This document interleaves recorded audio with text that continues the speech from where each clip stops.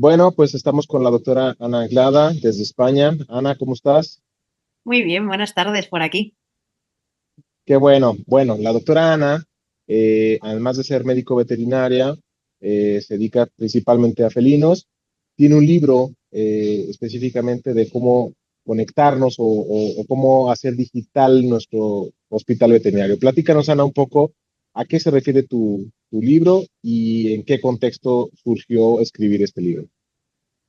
Pues mira, esto surgió en la época de pandemia, que estábamos todos encerrados cada uno en nuestras casas y a pesar de que la veterinaria, por ejemplo, aquí en España y en muchos países siempre ha sido de primera necesidad y nos dejaron entrar en seguir trabajando, nos dimos cuenta de que si nosotros no nos mostrábamos al exterior y estábamos en nuestras cuevitas, cada uno en su clínica, en su hospital, en su consultorio, o la gente que hace domicilios en su mundo, el resto del mundo no sabíamos que existíamos. De hecho, yo personalmente, bueno, mi vida en general siempre ha sido un poco retadora, ¿no? Yo antes odiaba a los gatos y ahora soy experta en gatos, odiaba el marketing y ahora soy experta en marketing. Entonces, fue el momento de darme cuenta de que necesitábamos mostrarnos al exterior de diferentes formas, cuando dije, es que hay que hacerlo más sencillo, porque claro, el marketing, cuando tú lo estudias fuera, eh, hay mucho, o sea, no puedes pretender hacer un marketing como puede hacer Coca-Cola, como puede hacer Pepsi, como pueden hacer grandes multinacionales cuando estás en tu clínica y sobre todo enfocado a médicos veterinarios que lo que nos gusta realmente es estar al pie del cañón con nuestros pacientes en quirófano o pasando consulta y no tanto la parte de gestión que muchas veces no hemos hablado de la gestión del marketing que al final somos los que nos dan un poco de lado, ¿no? Y entonces me pareció muy interesante ver esa forma de transmitir a nuestros compañeros una forma sencilla, práctica y muchas veces divertida de hacer el marketing y de mostrarnos, pues eso, al mundo, porque si no, es que no existimos. Los que no estamos en Internet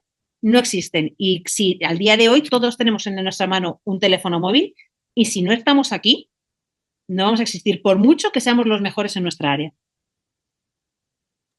Actualmente hay un montón de médicos tratando de llevar las redes sociales de sus hospitales de una u otra manera.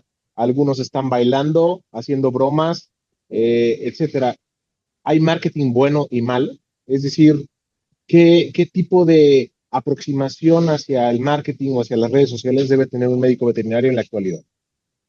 Pues mira, yo para mí hay dos cosas importantes. Una es el marketing ético, que el marketing ético es decir la verdad, ser coherente con cada uno de nuestros valores, porque no todo vale. En marketing no vale vender hielo a un esquimal, ¿vale? Por muy bueno que seas vendiendo, por muy bueno que seas demostrando lo que vales, no, esto para mí personalmente, dentro de mis valores, que uno de ellos es la honestidad, no sirve.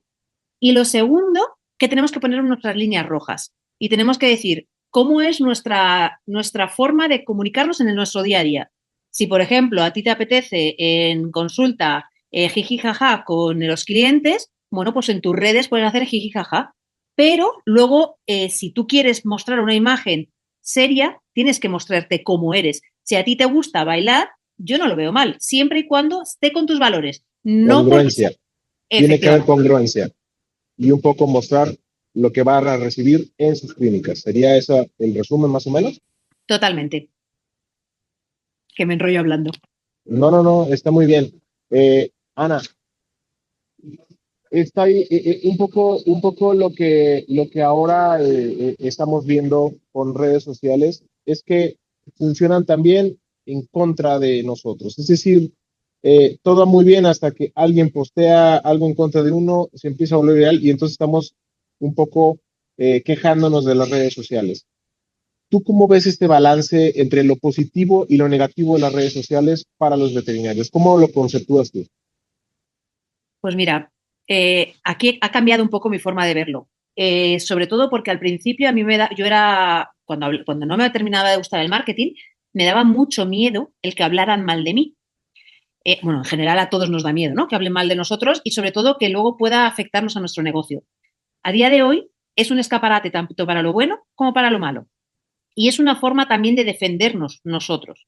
Porque antes es verdad que decían, no, no, no, si te entran me decían, en redes sociales o en reseñas, si te ponen una reseña mala, tú no contestes. No, no, o sea, yo soy de las personas que piensan que la verdad tiene que salir de mí, no tienen que hablar otros de mí. Entonces, si alguien se pone a criticar cómo soy yo, por ejemplo, o cómo se trabaja en mi negocio, yo tengo que también dar la cara. No vale esconderse dentro del caparazón. Nosotros tenemos que, no podemos permitir, y esto es algo que sé que en Latinoamérica hay mucho scratcher, mucho, aquí en España está empezando a haber cada vez más, pero tenemos que ser capaces de decir, señores, por aquí no. Nuestros valores son estos, esto es lo que hacemos, esto es lo que no hacemos, y llegado el punto en el que ya pasa de castaño oscuro, como decimos aquí, ponerlo en manos de abogados. Y no tenemos que tener ningún tipo de miedo a que hable mal de nosotros, porque nosotros también tenemos que ser capaces de decir, esto no es así. Y el miedo que muchas veces hay es a la confrontación. Pero si nos callamos, el problema que tenemos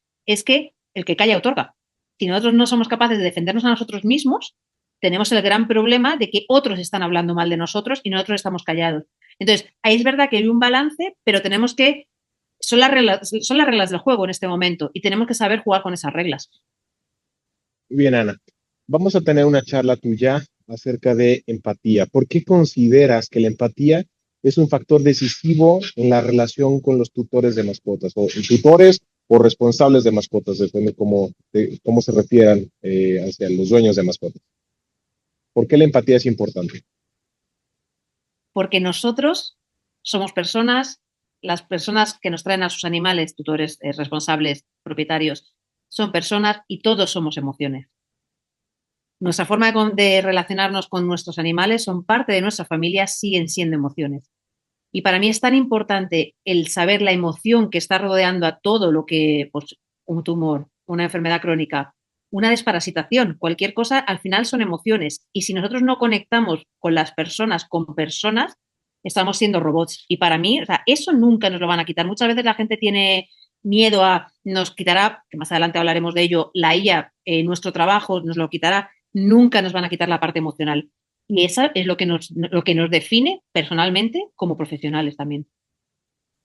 Mucha gente confunde la empatía con que si el propietario está triste, casi hay que llorar con él y demás. Específicamente, ¿a qué te refieres tú con empatía que debemos de tener los médicos veterinarios con los propietarios? Muy buena pregunta y esto lo veremos a fondo en las charlas, pero no, pero sí que es verdad que es ponerse en la piel de la otra persona, pero sin que te llegue a ti a afectar. Es saber decir las cosas desde el punto de vista de la otra persona, entendiendo sus necesidades, pero sabiendo que tú eres el profesional que tienes que darle las opciones. No es como tú dices, tener que llorar, que ojo, que yo sigo llorando muchas cosas, pero Ujú. porque sigo siendo persona y sigo teniendo mis emociones. Pero no, aquí está mal entendida la empatía, que es, pues sobre todo cuando hablamos del tema económico. El tema económico de no, es que yo no tengo dinero, ¿cómo vas a matar cómo no vas a no hacer no sé qué? Empatía sería no cobrarle, empatía no. O sea, esto es Eso no. diferente. Y lo otro que decías que es muy importante, que no nos arrastre emocionalmente, porque también si no caemos en el otro punto de burnout y este desgaste por compasión, ¿no? Sí, pero no significa que si te da pena una cosa no llores y no muestres tus emociones. Yo soy la primera que, pues pacientes que llevan toda la vida conmigo, que he tenido que eutanasiar, que he tenido que dormir, yo soy la primera que siento pena y no creo que haya que reprimir las emociones. Eso no quita con que sea mejor o peor profesional. Eso es que soy una persona y que tengo emociones. Pero que no, no, no. Empatía no es no cobrar. Prohibido, prohibido. Completamente. Ahora, esta parte de la empatía, ¿cómo podemos trabajarla con nuestro staff médico? Cuando tenemos más gente a cargo, a veces tenemos gente médicamente muy buena, pero difícilmente empata emocionalmente con la gente. Y Diego, ya hoy un poco como lo hemos ido aclarando, no es que lloren con ellos, bueno, sí, sí, esa es la cosa, pero ¿cómo podemos practicar esta parte de empatía o comunicación con el resto de nuestros médicos para tener una mejor relación con nuestros clientes?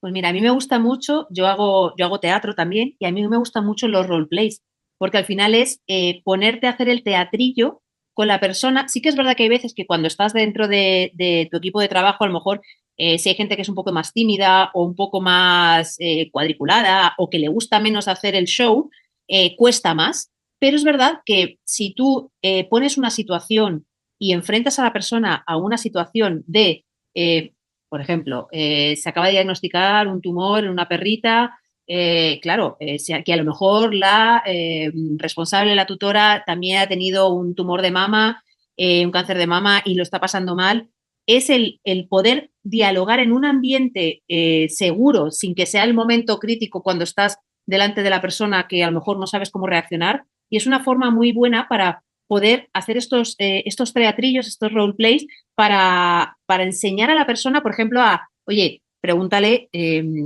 porque además no solamente, o sea, nuestro trabajo como veterinario no solamente es decir, diagnosticar y dar el diagnóstico, decir, tu perro, tu gato tiene un tumor, sino decirle, ¿qué opinas? ¿Qué te pasa? ¿Cómo lo sientes? ¿Te preocupa algo? ¿Qué crees que puede pasar? Hablar con la persona, porque si no, nos quedamos solamente en la parte más profesional, y esto, bueno, ya lo contaré a raíz de que salió precisamente esta idea de charla, de algo muy doloroso, y, y es que no podemos dejar de darnos cuenta, yo siempre lo digo, es que somos personas, y la persona que tienes delante tiene una mochila que ha traído con todos sus problemas, y no sabes qué está pasando por su cabeza. Y contaré cositas. Incluso si damos una mala noticia, decir, lo siento mucho, ¿no? O sea, decirle, oye, tiene cáncer tu paciente y decirle, lo siento mucho. Con eso también es una primera aproximación para decir, estoy aquí, ¿no? Sí, porque muchas veces en lo siento mucho la gente puede pensar, no es que lo siento mucho, es que le estás pidiendo perdón. Y es que no es así. No Claro, tenemos que sentirnos culpables porque estamos diagnosticando algo. claro. Cambiamos un poco de tema. Inteligencia artificial. Se habla muchísimo ahorita actualmente de la inteligencia artificial. Eh, Hay gente que dice nos va a quitar el trabajo, etcétera. Pero en el día a día, inteligencia artificial en medicina veterinaria, ¿cómo la ves actualmente? ¿En qué debemos incorporarla urgentemente los médicos veterinarios? Mira, nos puede ayudar un montón para automatizar procesos. Cosas que yo siempre digo que si algo lo haces más de 3 veces, tienes que automatizarlo, ¿vale? En el tema del marketing nos ayuda una barbaridad, pero ojo, porque claro, ahora mismo ChatGPT, tú hay veces que lees post en Instagram o mails que te mandan y dices, esto es ChatGPT, porque hay que utilizarla con cabeza. Es una herramienta, no es una sustitución de nosotros mismos. Es decir, no puede ser que todo lo que hagamos no le pasemos un filtro, porque tenemos que tener en cuenta que nosotros somos profesionales. Nosotros, la ChatGPT te va a dar, por ejemplo, sobre todo la que más utilizo yo a la hora del marketing, por ejemplo, es ChatGPT y unos GPTs propios que me he creado yo, que ya enseñaré cómo hacerlos. Entonces, tú no lo puedes, o sea, ChatGPT te va a decir algo, pero tú tienes la profesionalidad y tienes que tener la coherencia y tienes que tener el filtro de decir, esto es real y esto no es real. Porque, que sepáis que ChatGPT de vez en cuando se flipa, de vez en cuando hace cosas raras y empieza a escribir cosas que dices, Dios mío, ¿esto de dónde lo ha sacado? Entonces, para el marketing, súper importante para automatizar y para mejorar nuestra forma de, a la hora de hacer de redes sociales, pues para ideas, por ejemplo, para ver qué publicar, para automatizar procesos, como estaba diciendo, y sobre todo, para ayudarnos, también podemos ayudarnos con GPTs propios a la hora de, mira, yo por ejemplo ahora me estoy preparando una diplomatura americana, la IBP en medicina felina, y yo me he hecho mi propio GPT para, a la hora de estudiar, yo por sentarme, día de hoy, sentarme a leerme un libro, pum, pum, pum, me parece un rollo patatero. Y yo me he hecho mi propio GPT para que me saque preguntas enlazadas con los artículos científicos que yo he ido subiendo para que así me vaya ayudando a la hora de prepararme el examen, por ejemplo. Pero ojo, no significa que vayamos a utilizar ChatGPT para diagnosticar a nuestros pacientes, porque es una ayuda, pero nunca va a sustituirnos. Y que nos sustituya a nosotros, porque muchas veces la gente me dice, es que claro, viene el cliente con todo el diagnóstico diferencial de mi animal. Y digo, bienvenido sea, porque eso lo que nos está permitiendo es que, si por ejemplo un gato con toses te viene, es que ChatGPT me ha dicho todo esto, fenomenal. Eso te ayuda a que a la hora que tú digas, tenemos que hacerle pruebas, tú ya tienes que ChatGPT ha dicho que hay que hacerle pruebas. Bueno, pues aprovechemos que antiguamente era como, no, no, no, dame algo para que deje de toser. Y ahora es, no, no, es que tenemos que hacerle pruebas. Así que en eso también nos ayuda. ¿Qué tanto nos puede servir también inteligencia artificial para dar el post consulta? Es decir, mandar información no técnica, o sea, fácil de entender hacia los propietarios. ¿Eso lo ves como una herramienta útil? Sí, yo de hecho, después de las consultas siempre mando el informe porque te da también primero para que el cliente tenga todo descrito y en papel. Yo normalmente más que en papel lo mando o por WhatsApp o por email, porque si no el papel se pierde, es que no me lo has mandado y al final tenemos que tener un poco de cuidado con estas cosas porque es el me dijiste, pero no, o por mail que quede demostrado en algún sitio. Por escrito. Tal cual. Sí, pero por escrito, que no es un papel que se ha perdido y no me lo diste. No, no, Claro. es yo te lo he mandado. Y yo te lo he Ok. mandado, otras cosas que tú no lo hayas leído, pero yo te lo he mandado. Y nuestra responsabilidad acaba aquí. A partir de aquí empieza la responsabilidad del cliente. Entonces, yo envío los informes y hay aplicaciones que nos permiten, o sea, sí que es verdad que primero tenemos que trabajárnoslas un poquito, es decir, no es ahora todo, con un clic tengo todo, no, hay que trabajárselo un poquito y decir, bueno, pues por ejemplo, el hipertiroidismo en gatos. Para explicarle al cliente qué es el hipertiroidismo en gatos, pues creamos un texto y luego simplemente con ciertas automatizaciones nos permite que simplemente con un par de clics salga ese texto y no escribir todo otra vez en cada una de las consultas. Entonces, yo siempre digo lo de siempre, cuando haces una cosa más de 3 meses, automatízala y vas a tener, vamos, mucha mejor calidad de vida y eficiencia. Y a mediano plazo, en 5 años, ¿qué crees que venga? ¿En qué más crees que nos va a poder ayudar la inteligencia artificial? Uf, mira, O sea, un poco qué vislumbras que vas a tener. Yo, por ejemplo, ahora hemos visto una aplicación en Estados Unidos y Canadá que pones a grabar tu teléfono, escucha toda la conversación y te genera un par de reportes. Uno para ti, para casi copiar y pegar para ver lo que pusiste en el expediente, y el otro para entrega al propietario. Pero, ¿qué más vislumbras que se vaya, que posiblemente vamos a tener? Sé que estamos adivinando, pero un poco en qué crees que nos pueda ir ayudando la inteligencia artificial, insisto, a un mediano plazo. sí, de hecho, lo que has comentado, eso, el programa informático con el que yo con el que trabajo a día de hoy, lo hace. Directamente tú pones el móvil o un micro enchufado al ordenador y te hace directamente el reporte. Y luego, de hecho, una cosa muy buena que también hace por ejemplo, este programa es que tú tienes todo el historial clínico de la mascota. Entonces, te viene el cliente y dice, quiero un informe de todo el historial y a lo mejor tú has ido escribiendo cosas que, si tienes, imagínate, un animal de 14 años, tienes que mandarle todo el historial clínico, no puedes ir mirándote uno por uno qué has puesto, qué no has puesto y tal. Entonces, esto lo que hace es que automáticamente todo te lo revisa y te hace un informe mucho más cortito. Otra cosa que puede, bueno, que ya está viniendo pero todavía no está disponible para nosotros, es, por ejemplo, la parte de radiología, el hacer diagnósticos radiológicos a través de imágenes de placas de radiografías, ecografías también, lo que es diagnóstico por imagen, probablemente en un futuro, a la hora de que se empiezan a meter un montón ya hay aquí en España empresas trabajando en ello, que metes la imagen, la empresa lo que hace es que mete la imagen, mete el reporte del diplomado y entonces va casando y al final llegará el momento en el que tú puedas meter directamente la imagen y directamente te saque un reporte. No tengas que, pues a lo mejor haya cosas que no veas, yo qué sé, una bronquitis o cualquier cosa, directamente te saca el reporte. Yo creo que eso llegará y no creo que tarde tampoco mucho. Otra cosa es que podamos acceder a ello económicamente hablando, o qué, pero Pero probablemente. la tecnología se va haciendo más barata con el tiempo, así que estoy seguro que llegaremos ahí. Y sí, en Estados Unidos ya hace 3, 4 años empiezan a tener aplicaciones en las que subes el archivo y te mandan posibles diagnósticos. El punto aquí que no vamos a tocar, pero te quiero comentar es, si hay una equivocación en ese diagnóstico, ¿quién es el responsable? Ahí ya no hay un médico responsable, no fuiste tú, no fue, entonces, ¿a quién le reclamamos? Pero esa será tema de otra charla. Ana, vamos a los gatos. Tú eres especialista en gatos. ¿Cuáles crees tú que son las necesidades de los propietarios de gatos que no hemos cubierto totalmente los médicos veterinarios? Mira, yo creo que falta mucha educación por parte nuestra hacia ellos. Y el problema es que al veterinario en general no le gusta educar. Al veterinario en general le gusta diagnosticar, tratar, operar, pero no le gusta educar al cliente. ¿Qué pasa? Que entonces nos están viniendo otras personas no profesionales, entramos en todo el tema del intrusismo profesional y nos están empezando a comer el terreno.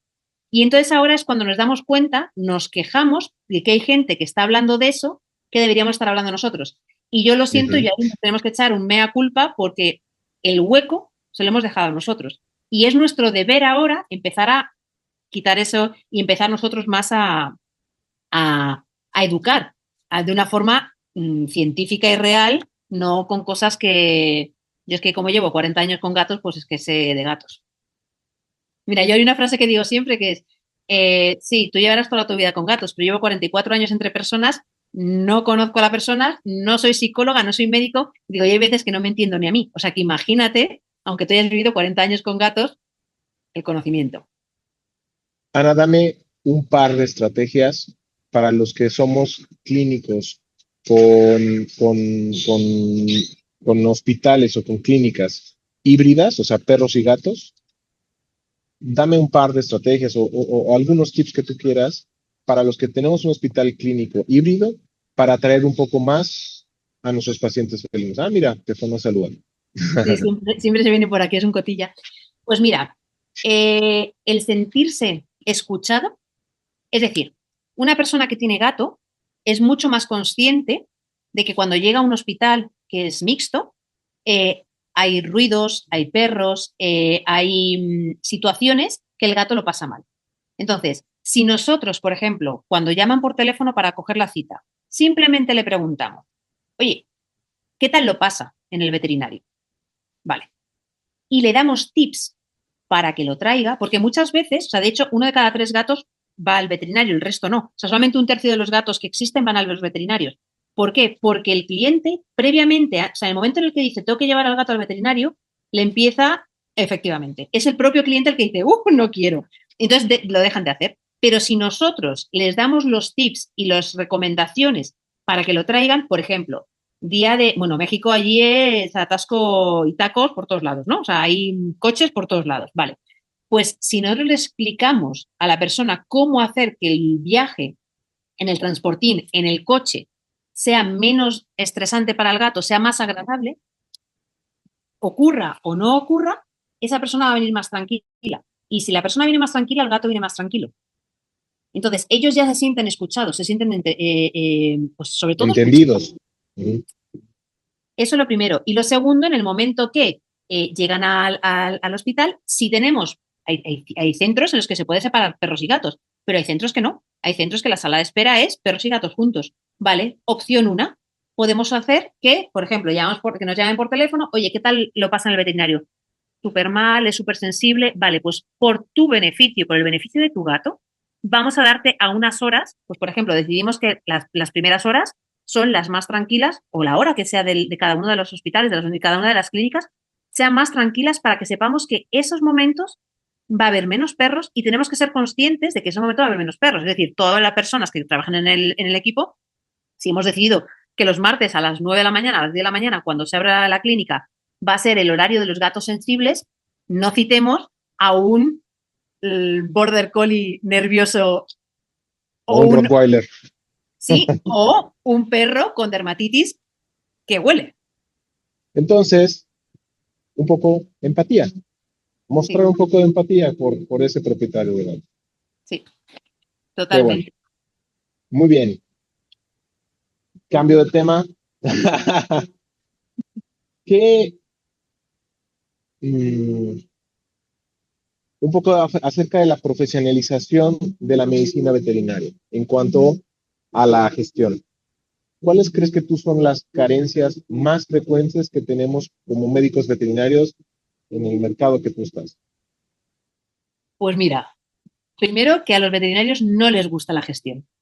Nada, nada. Entonces, Pero es indispensable. Pero es no, no, indispensable. hombre, y tanto, y tanto. De hecho, es más productiva una hora de gestión, porque yo, por ejemplo, una hora de gestión puedo a lo mejor reducir, pues, por ejemplo, el coste del teléfono, porque de repente me ha subido y no me he dado cuenta, reducir los costes que a lo mejor una hora de pasar consulta o una hora de quirófano. Porque Completamente de acuerdo. porque muchas veces no se miran hasta que de repente a final de año dices, uy, ¿y dónde está el dinero que yo llevo trabajando un año entero? ¿Y dónde está el dinero? Se me ha escapado. Esa es una de las cosas. Segundo, que no se miran, bueno, los precios se ponen así. ¿Cuánto cobra este? Pues yo un poquito más barato, Más caro o más barato. Sí, pero efectivamente, efectivamente, pero sin ningún tipo de estrategia por detrás. Porque claro, si tú decides hay varios tipos de estrategias. Tú puedes ser un low cost, que ojo, hay que diferenciar en low cost de low price, es decir, low cost tienes que tener muy bien controlados los márgenes. Low price es he tirado los precios, he bajado los precios y a lo mejor hasta te estás perdiendo dinero. Frente a lo mejor decir, no, no, yo me quiero posicionar como referente y a lo mejor como referente, lo siento en el alma, pero como referente no puede ser barato. Entonces tienes que ponerte con un estándar. Entonces, tienes que saber qué estrategia estás utilizando. Pero esto, en general, no gusta porque es sentarte delante del ordenador, sacar tus números, sacar tu Excel y no es tan entretenido como hacer un análisis de sangre, una ecografía o algo que te apetezca. Y yo sobre todo veo que lo peor de todo es que cuando yo hablo con compañeros, de primeras es, ay, sí, sí, sí, sí, sí. Y cuando hay que ponerse manos a la obra, remangarse y ponerse a mirar números, a mirar qué estrategia, a mirar, ya no interesa. Y lo mismo pasa con el marketing, que muchas veces, es lo que tú decías, la gente sale bailando porque es mucho más sencillo seguir el baile de moda de TikTok o de Instagram que pensar qué es lo que realmente quiero yo transmitir a mis futuros clientes. Ana, en Estados Unidos es sumamente frecuente que haya un manager o administrador de los hospitales veterinarios. En Latinoamérica no es así. La gran mayoría no tienen o no tenemos un manager o administrador. ¿A partir de qué momento tú consideras que una clínica ya tendría que tener a una persona responsable de gestión de su hospital? ¿Hay un número específico cuando tengas más de 5 empleados? Porque normalmente lo que pensamos es, todavía no soy tan grande como para tenerlo. Y no importa, aunque tenga 20 personas, piensa que todavía no es necesario. ¿En qué momento tú crees que un negocio o una clínica veterinaria debe tener un manager? Mira, pero, o sea, aquí hay dos cosas. Una es que tenga una persona solo encargada de eso y otra cosa es que desde el minuto cero, aunque sea un solo veterinario, uno de sus sombreros, una de sus partes tiene que ser manager. Es decir, yo como... Completamente de acuerdo. Es decir, gestión siempre tiene que haber, pero la pregunta es, Sí, sí, sí. ¿cuándo crees Voy. tú que ya tenemos que dar el salto y decir, necesito algo? Vale. Ya me está sobrepasando esto. Yo creo que en el momento, o sea, si me dices un número en concreto, te diría 7. ¿Por qué? Porque una persona puede llevar a 7 personas, ¿vale? Y en el momento que una persona puede llevar a 7 personas, luego vas subiendo y vas delegando. Pero, habrá momentos en los que depende mucho del volumen de trabajo, tanto del volumen de trabajo médico como del volumen de trabajo administrativo. Es decir, si tú tienes muchas cosas automatizadas, puede que no sea 1/7, sino que sea 1/10.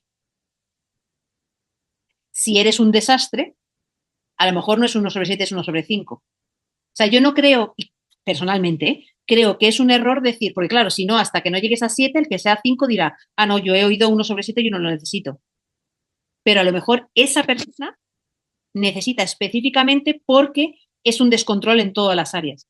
No sé si me explico. Sí, completamente. Un poco te quisiera, o sea, un poco complementando sería, o sea, depende de cada situación, depende de cada cuestión, automatizar las cosas, por supuesto, te facilita, pero vemos mucha gente o muchos propietarios de hospitales que siguen inmiscuidos al 100% en la operación médica, es decir, operan, pasan de consultas, Pero ¿cómo poder hacer esos espacios? ¿Cómo poder hacer esos espacios para la gente, para poder dedicarle una parte de gestión específicamente a su centro veterinario, a su hospital veterinario? ¿Cómo crees que se debe hacer? O sea, específicamente poner horarios, es decir, el lunes de 9 a 11 me voy a dedicar a esto, o cómo recomiendas hacer esa aproximación inicial. Poniendo horarios y cumpliéndolos. Porque el problema que es, y no estando en el hospital, importante. ¿Por qué? No Porque si, estando en el hospital, no, ¿ok? porque Sí, si porque estás si en no, el, claro, si estás en el hospital, te entra no sé qué por la puerta y lo más fácil de dejar es la parte de gestión porque es la que no gusta. Entonces te vas a operar o te vas a, pero si tú tienes equipo, tienes que aprender también a delegar y decir, vale, es que yo ahora mismo estoy en la parte de gestión. ¿Qué dices? No, yo es que no quiero hacer nada afuera. Vale, pues lo que haces es que lo que yo recomiendo es en casa, o sea, en el hospital, perdón, te pones los cascos. Yo, por ejemplo, cuando estaba en la clínica me ponía los cascos, aunque fuera sin sonido ni nada, pero en el momento en el que yo tenía los auriculares puestos, sabían que no me podían molestar porque yo estaba trabajando. Y salvo, yo siempre decía, digo, salvo que se caiga el mundo, se esté quemando la clínica, no me molestéis, porque si no, a la mínima ya te molestan. Entonces, teniendo horarios, o si tú quieres seguir, si esa persona quiere seguir dentro de la operativa del hospital, contrata a alguien que haga de manager y delega. Y no hagas micromanagement, porque si no, no terminas de delegar. Y eso al final tienes que saber que tú estás en una parte de tu negocio trabajando en tu negocio, operando, pasando consulta, y una parte que tienes que trabajar para tu negocio, para que tu negocio siga creciendo. ¿cómo, cómo podemos hacer para compaginar que somos médicos, que somos empáticos, que somos, eh, o sea, que tenemos obviamente sentimientos por un paciente enfermo, por alguien que no tiene dinero y el paciente se va a quedar sin tratamiento, pero tener claro que estamos dirigiendo una empresa? ¿Hasta qué punto entra el balance? Desde tu punto de vista, por supuesto. Sí, esto al final depende mucho de cada uno, pero desde mi punto de vista, tú tienes que saber muy bien cuáles son tus límites y cuándo quieres sobrepasarlos.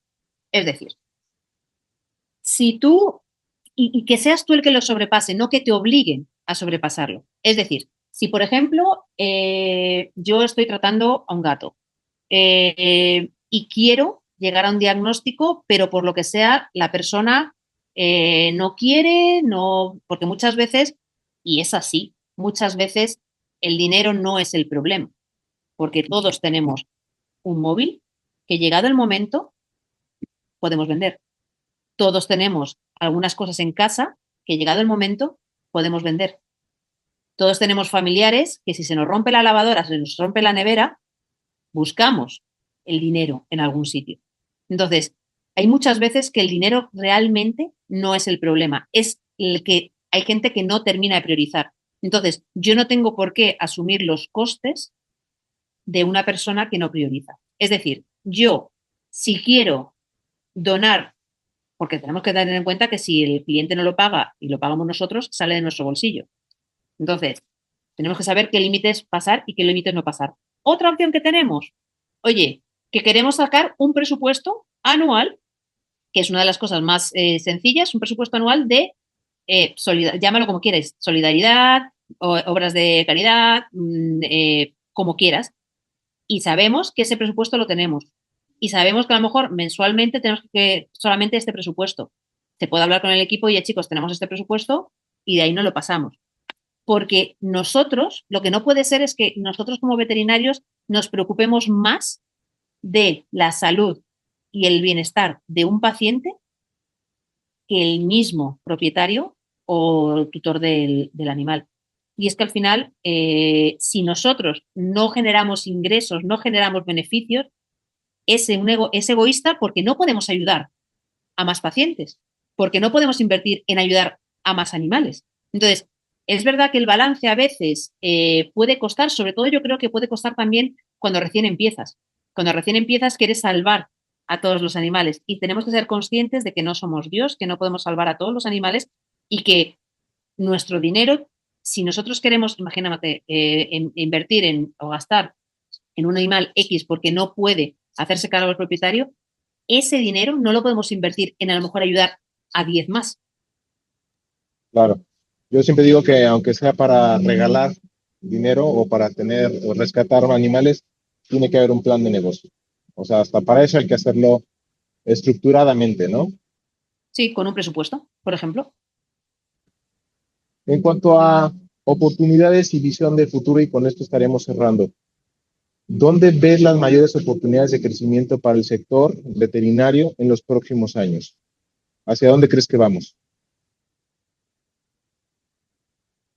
Mira, yo creo aquí en España, bueno, allí también tenéis, pero han entrado muy, muy a fondo los fondos de inversión, muy a saco. Bueno, Completamente. ahora se han parado un poco, pero han entrado muy. Eh, y yo creo que, y por lo que abogo yo siempre, que es el tratar con personas y el ser empático, cuando entras en un fondo a veces no es tan posible. Y nuestros clientes siguen demandando en nosotros esa cercanía, por mucho que sea un referente en traumatología o lo que sea, siguen buscando en nosotros esa empatía y esa humanidad, que hay veces que se pierden. No siempre, ¿eh? Ojo, que no estoy generalizando y que todos los fondos de inversión son inhumanos, ni muchísimo menos, pero es verdad que entran más en un ciclo de negocios, de números, de estrategias, de rentabilidad, que a lo mejor, que ojo, que no significa que los que no estén en un fondo no tengan que ser rentables, ni muchísimo menos, que hay que coger las Claro, cosas con pinzas para que no se malentienda. Pero claro. yo creo que el futuro de la veterinaria va a ir en el momento en el que seamos mucho más personas, mucho más empáticos, mucho más humanos. Y luego, si me hablas de especialidades, por supuesto, los gatos que te voy a contar. La especialización posiblemente sea, ¿no? Al final de cuentas, ese es creo que lo que vamos a ir teniendo. Nos hemos ido acercando cada vez más hacia la medicina humana o hacia el formato de la medicina humana y lo que se ha visto es un poco especialización, ¿no? Sí, pero ojo, que el problema que tenemos es que al final habrá mucho especialista y poco generalista. Y Ujú. tiene que haber alguien que una a todos. Porque si no, si yo me dedico a neurología, otro a ojo, otro a pulmón, al final tiene que haber alguien que englobe todo eso. Y es verdad Claro. que la especialización, a mí lo que me gusta mucho de la especialización en medicina felina es que ves muchas áreas. Es verdad que yo, por ejemplo, la neurología no la toco, la remito toda, a mí no me gusta, pero es como más global, no es solamente cardíaco, no sé, y el problema que tenemos es que cada vez hay menos médico generalista y se está no degradando, pero se está denostando un poco el generalista, cuando a mí me parece, igual que en humana, que sea, que le llamamos el médico de familia, que es el que va a derivar, porque si no, a ver, necesitamos a alguien que una todas esas especialidades y que ponga en conjunto todo, porque si no, al final va a ser un caos. Y que también es verdad que no va a haber tantos, o sea, en hospitales sí que habrá especialistas, pero en clínicas y en consultorios no hay tanto volumen de trabajo como para que haya un especialista en cada área. Ana, con esta pregunta cerramos. ¿Cómo crees que los hospitales veterinarios deben prepararse para un mercado que cada vez es más competitivo? Tenemos más hospitales, tenemos más consolidadoras, tenemos más gente de fuera del medio invirtiendo en hospitales que no empiezan de cero, sino empiezan con todo el equipamiento. ¿Cómo crees que tenemos que enfrentar esa competitividad que estamos teniendo en el mercado?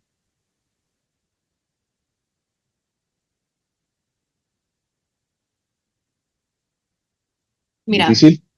no, es que voy a repetirme, porque buenos profesionales va a haber siempre, buenas personas no.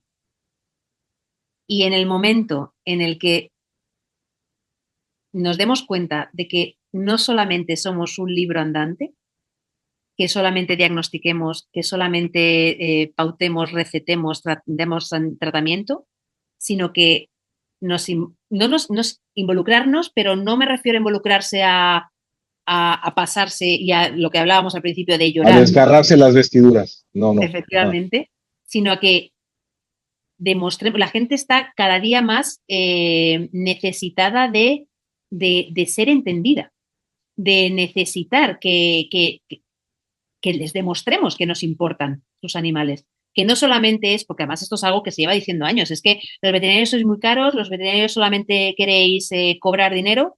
Coño, es un negocio y por supuesto que vamos a querer dinero, porque al final es un negocio, pero también nos importan los animales. Y eso en el momento en el que nos demos cuenta de que estamos tratando, porque me imagino también lo habréis escuchado, que hay muchos compañeros que dicen, no, yo estudio veterinaria porque las personas no me gustan.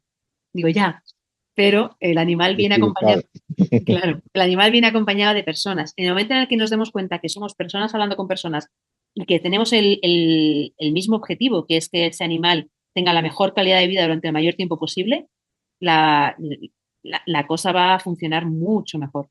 Entonces, por supuesto, es un negocio, por supuesto, tiene que tener rentabilidad, todo eso esto lo tenemos clarísimo, pero somos personas hablando con personas.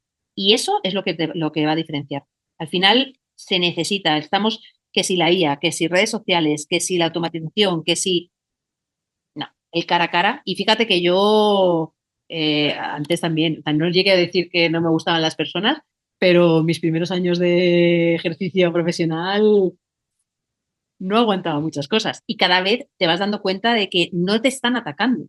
Cuando están delante tuyo y te dicen algo, no te están atacando. Es que esa persona a lo mejor ha sufrido cualquier cosa, viene del trabajo de haber discutido con su jefe, le han echado del trabajo. Tiene muchas cosas detrás que tú no sabes, porque tampoco lo has preguntado, y está preocupado. Y nosotros, mira, yo, que me enrollo mucho, pero yo diagnostiqué a mi perra en septiembre del 2023, diagnostiqué a mi perra de un tumor, de un carcinoma de células escamosas, perdón, de células transicionales en vejiga.